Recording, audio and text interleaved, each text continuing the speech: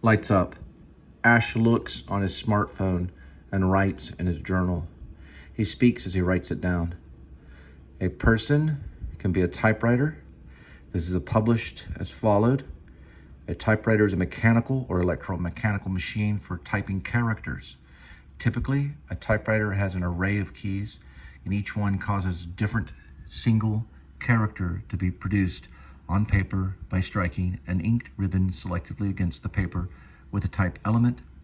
At the end of the 19th century, the term typewriter was also applied to a person who used such a device.